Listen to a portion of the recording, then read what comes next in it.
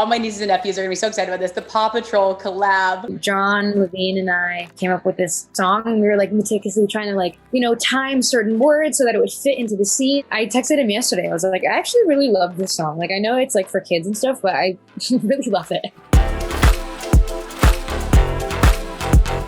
Hey everyone, it's your girl Emily Curl with iHeartRadio, and today we are joined by Grammy award-winning singer and songwriter who's getting ready to release her newest album this fall. We have Alessia Cara here with us. Hi, Alessia. Hi, how are you?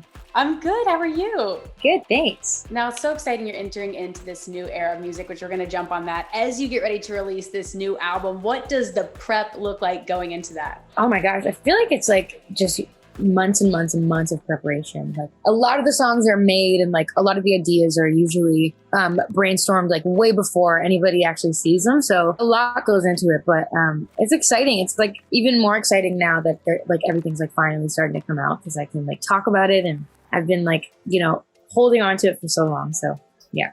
And we've loved following the journey, specifically on Instagram, like I mentioned. So I thought today we could do a little behind the gram action. So I pulled a few of my favorite photos from your Instagram that I'd love to dive in deeper. So we're going to show them on screen. You tell me the story behind them, any like moments that we didn't see on the screen, or if you want to just dive into the picture a little deeper. Are you ready? Yes. All right, let's throw up that first one. So of course we have to start with the new era of Alessia. So like you mentioned, this new era of music. I love a good photo dump too, and these are always so fun. Tell me a little bit about the aesthetic of this and why you chose these photos, again, to represent this new era of music, these new singles out. Well, thanks, first of all. So I chose a bunch of these because these photos were from when I was like looking through my camera roll, there was like so many photos from like either the making of the songs, like that one, that's me and John writing. And, that's clearly me at the video shoot. So these are just like a collection of photos that we took like for the making of, the videos and the songs and like the start of this new era and, all the people that it kind of took to help out with that. So that's Liv with the 3 cameras. And that's Monica, a choreographer. So it's just like, I just wanted to like give a little bit of a taste into like the behind the scenes of like preparing for this new era and these first performances and songs and all that. So I was just reminiscing. How would you describe this new era of music that we're about to embark on? I feel like it's like the most fun I've ever had so far, and I said that in the caption of this photo, like, or these photos. Like, it just feels like the energy going into it is so positive and so fun. And I've done things that I've never done before, whether it's doing choreo or like dressing up as characters in my videos and stuff. I've just elevated in so many aspects. So I just feel like it's like a little like dream world of fun and experiences that I'm really happy to share with everybody. And now I want to talk about Sweet Dream and Shapeshifter. So let's go ahead and pull up this next moment where you kind of show us a little bit of what went into that. So this letter that you penned again to your audience, that what went on behind the scenes. Talk to me a little bit about, for one, why you wanted to share the story in this way, which I thought was interesting. I don't even know why. It was like a very last minute thing. I was just like, it was like 3 a.m. in true fashion, very on brand. I couldn't sleep.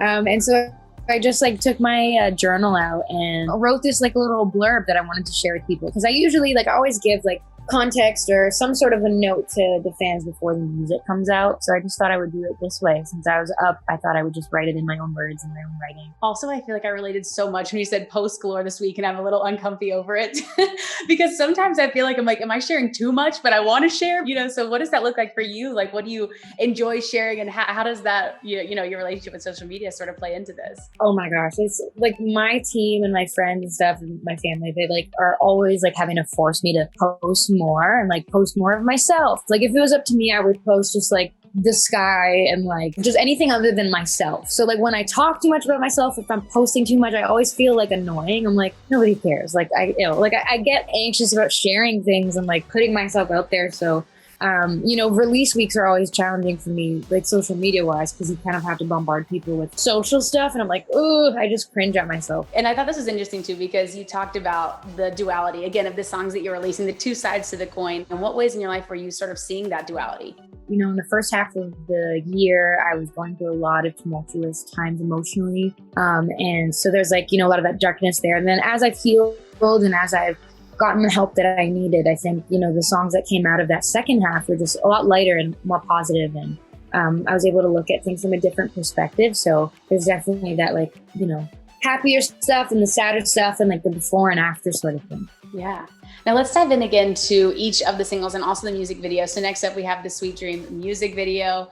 I love this one. First off, aesthetically so beautiful. How did the inspiration of the song compare to the way that you decided to visually show it in this music video? Well, I mean, the song is called Sweet Dream. It's kind of about not only the frustration, you know, that you kind of go through when you can't sleep at night, but also sort of the delirium and confusion that happens to you the next day when you're like kind of in space and like exhausted and like, you know, not really functioning properly. So I wanted to display that in like a humorous way in the video. And I wanted to feel very dreamy, like a sweet dream, and sort of like representing that like delirium of the next morning of like, you know, being totally off center and like off balance, and what that could kind of look like if you're like hallucinating almost from exhaustion. So that's kind of where the whole dream world came in.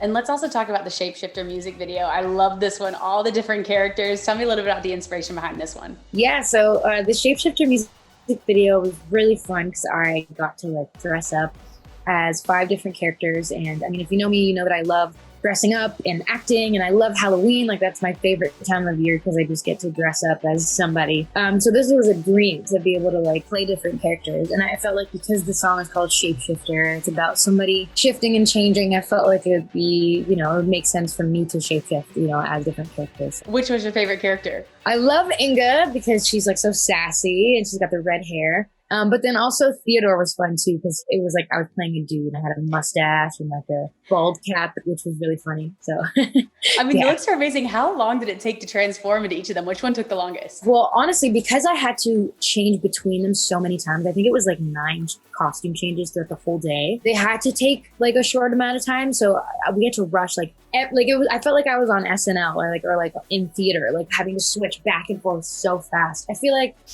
I don't know which one was the longest. Probably Inga or Theodore, because, you know, there were drastic changes. Now, we couldn't talk about your Instagram without talking about your best friend, Cleo, who I feel like is my best friend at this point. I love this photo. Let's go ahead and throw it up. Now, how long have you had her now? I've had her for about a year now. It feels like I have always had her in my life, weirdly. Yeah, she's the best. She's such a pest and insane. And I love her. she's just the best. Was it love at first sight? Like when you saw her, you were like, okay, that's my dog? Yeah. Like I saw a photo of her first. I got her from like this farmer who like put up an ad. For some reason, I just saw her and I was like, I don't want anyone else to have her. Like I immediately was like, I want her to be mine. Now, speaking of animals, we have to talk about your latest collab too, which I thought this was amazing. All my nieces and nephews are gonna be so excited about this. The Paw Patrol collab. How did this come about? So exciting. Yeah, very exciting. Yeah. I mean, a lot of parents are gonna be either very happy with me or very upset at me for, you know, putting this song into their brains now. They're gonna get annoyed at my voice, but it was so fun. I mean, they reached out to me and, you know, sent me this specific scene that they wanted me to write for, which I've never done before. I've written for movies and for TV, but I've never written to a specific scene before. So John Levine and I, you know, came up with this song, and we were like meticulously trying to like, you know, time certain words so that it would fit into the scene. And it was like a really fun challenge, actually. And I texted him yesterday. I was like, I actually really love this song. Like, I know it's like for kids and stuff, but I really love it. So, and he's like, oh, that's because we're 6-year-olds. No, one other thing I want to talk about is you're obviously so open about your mental health, which I really admire about you. So I want to throw this next one up because, again, very rarely do we see people open up on Instagram in this way where you're like, okay, here's me having a bad day. I want to remember this for the future. You know, when you think about where you are right now, again, releasing new music, putting so much of yourself out there, how do you feel like your mental health is right now? In this moment, it's so much better than it was in that photo. And, you know, than it was even after this photo was taken. It started plummeting a little further, not going to lie. But I'm so much better now. And I think it was a matter of like just getting help and really like taking the reins on my life and taking care of myself the way that I never really did before, and starting to care about myself. You know, like it's so easy to beat yourself up sometimes and just neglect yourself. But I realized pretty quickly as I, you know, got burnt out, like how important it is to be there for you. Because ultimately, like you're all you have, right? So if you're not taking care of yourself,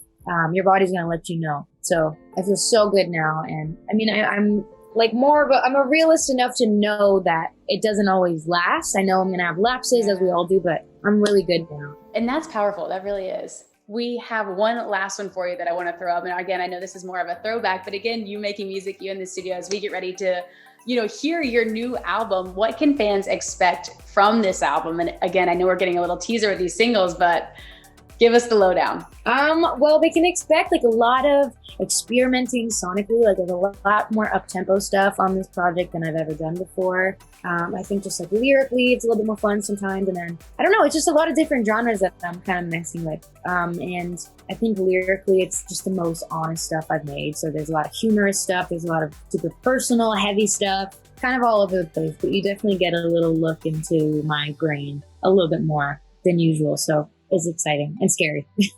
Is there a song in particular that you are most proud of / scared of to put out into the world? There's one that I'm thinking of. It's like the ballad on the album that's very heavy. And it feels super like naked in a sense. So that's a little bit scary to put out there. But I mean, at this point, I feel like people know me enough to know that like I got nothing to hide at this point. I've said it all. So there's nothing like shocking about me, I guess. Yeah. Well, we are so excited for new music, Alessia Cara. Congratulations. Thank you so much again for being here and for going behind the gram. Hopefully next time we see you, it is in real life at our iHeart Studios. Yes, hopefully. I know that's all I want at this point. But thank you for taking the time today. Of course. Thanks, Alessia. And thank you all for watching. Make sure you stream all of Alessia Cara's music on iHeartRadio, and we will see you next time. Bye, guys. Hey guys, thanks so much for watching. Did you like that video? You can check out more over here. And don't forget to subscribe to iHeart right here. And if you're already a longtime fan, make sure you ring the bell down below so you don't miss a single video. Bye, guys.